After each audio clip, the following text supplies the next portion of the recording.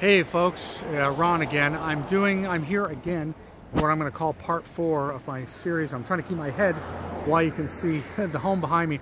Home behind me is the final home of Natalie Wood and Robert Wagner. One of the reasons why I'm not just focusing in on the house is because, as you can see, perhaps right where the people are walking right now, that is a camera which is aimed right at me. So I don't want to point the camera here right at the home.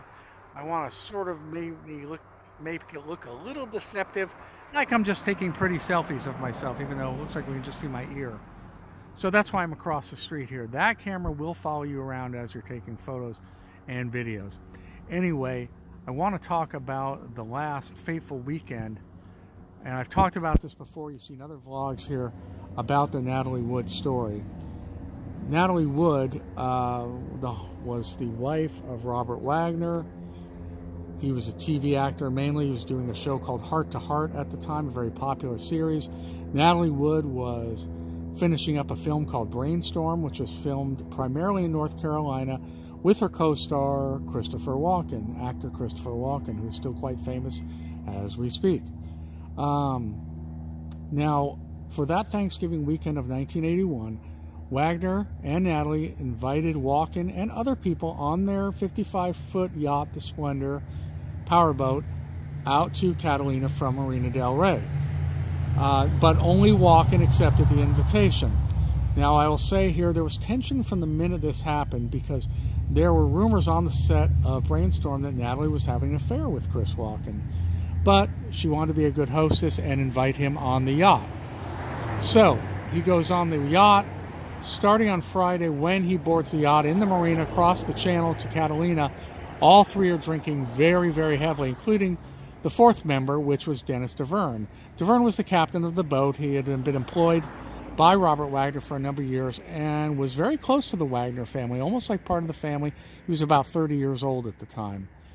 All four were drinking extremely heavily the whole time, and it was a very surreal and tension-filled weekend.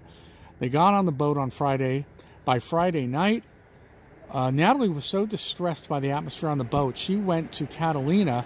She had Dennis DeVerne, the captain of the boat, take her to Catalina where they were moored, take her on shore, and stayed in a hotel with her. She was so drunk that night, both of them, they rented 2 rooms, but DeVerne stayed in her room as a platonic friend and bodyguard, because Natalie was always afraid of being alone. And the next morning, she didn't even remember that she had paid. The hotel clerk had to tell her she had given a credit card the night before. Anyway, that Friday night, Wagner and a steaming Wagner and Walken stayed aboard the boat.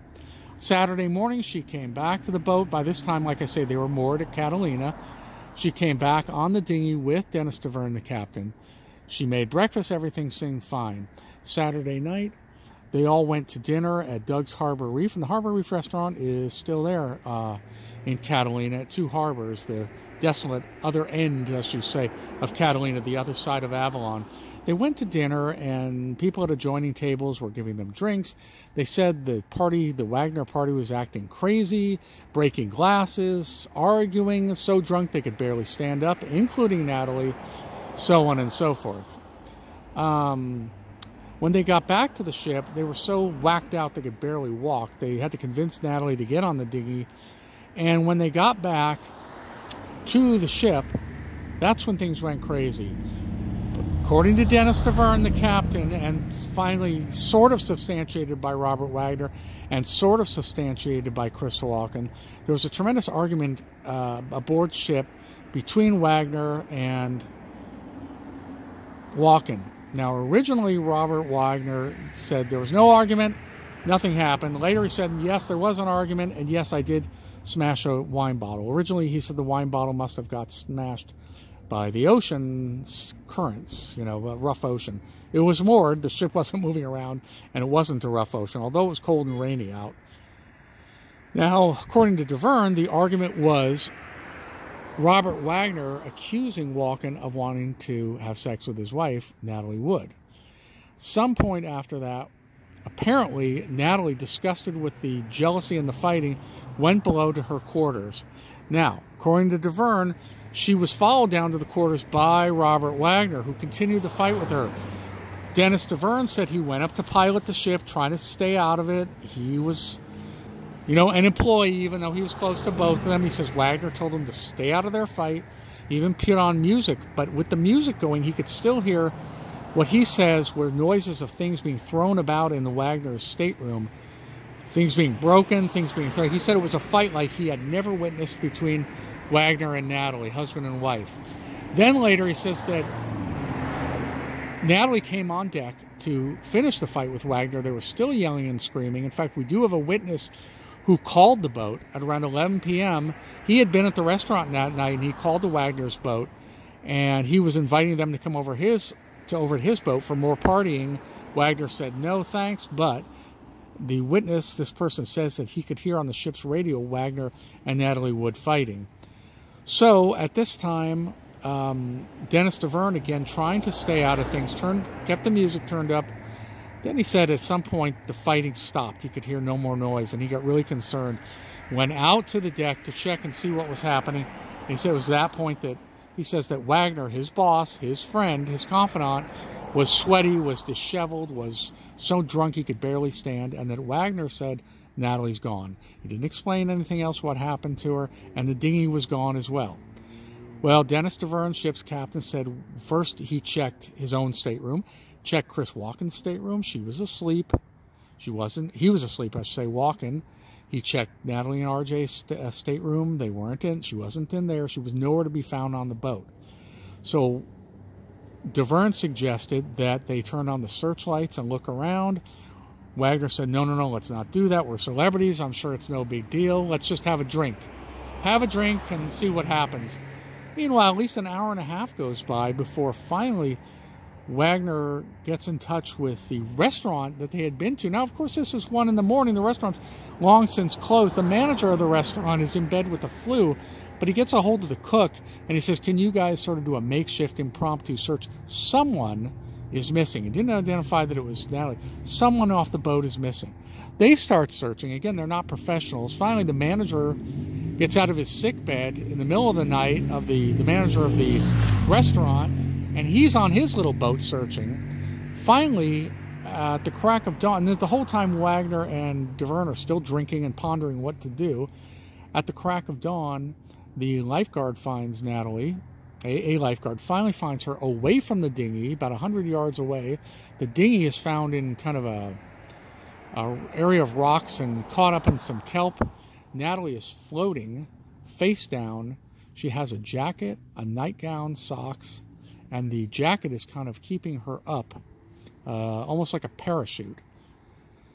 They find her, they bring her back. Walken is allowed with Robert Wagner to go back to this home behind us here in Beverly Hills from Catalina on a helicopter supplied by the Los Angeles County Sheriff's Department. Meanwhile, Wagner asked Dennis DeVerne to identify his wife, Natalie Wood. He does. According to DeVerne, before this is when Wagner sets the conspiracy in motion and says we have to keep our story straight. This is what Dennis DeVerne, the captain, says now, that Wagner says we don't know what happened to her. She might have taken the dinghy. Maybe she tried to get back to the restaurant, although it was closed. Maybe she wanted to go off for a joyride. Who knows? We don't know what happened. And this is the story that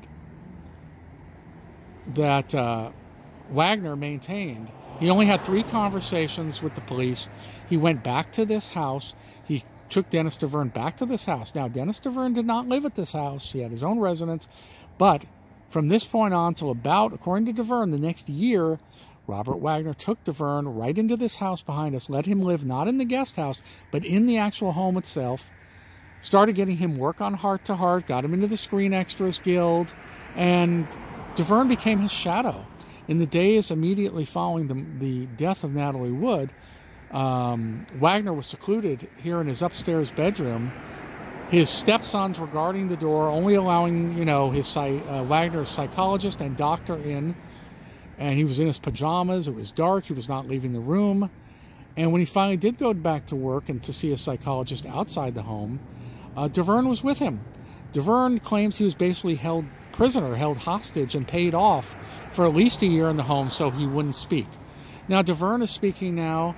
Lana Wood is speaking alongside DeVerne on talk shows, along with Marty Rulli, who is a childhood friend of Dennis DeVerne.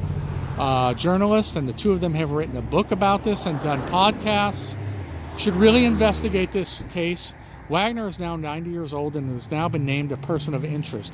What we'd like to know is, how did Natalie get in the water? Wagner's stories have changed multiple times. Since 1981, Wagner refuses to talk about what happened that night. Says he said all there is to say, and that's it.